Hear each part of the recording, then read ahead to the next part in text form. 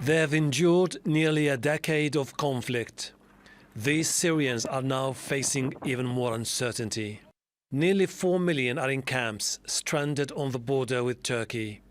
They live in a rebel-held territory in the northwest while relying on international aid. Bab al-Hawa is a lifeline for the 3 million Syrians in Idlib province.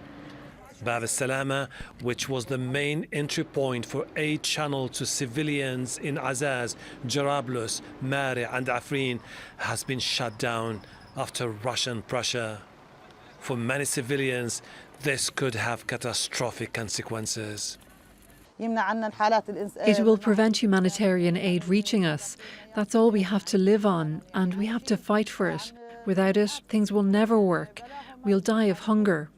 The provisions the families here get are basically enough for a week or 10 days. It's not enough. If the regime or Russia wants to cut this aid and close these borders, we'll have a humanitarian crisis and people will all try and head to the borders. Humanitarian aid agencies worry that reducing the number of crossing points will further choke off vital aid. For years, the UN ran its humanitarian operations through 4 crossing points, 2 in Turkey, 1 in Iraq and 1 in Jordan.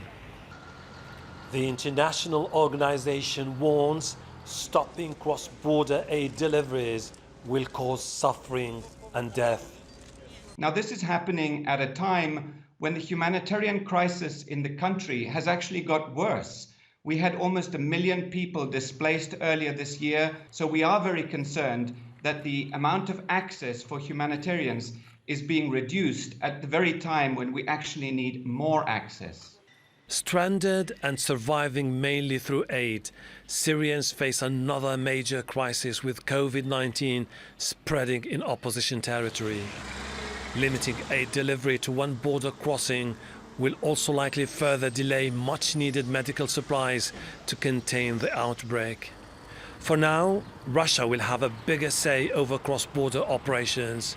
And for many displaced Syrians, a push by the army to retake rebel-held areas will leave them with 2 options: face starvation or surrender.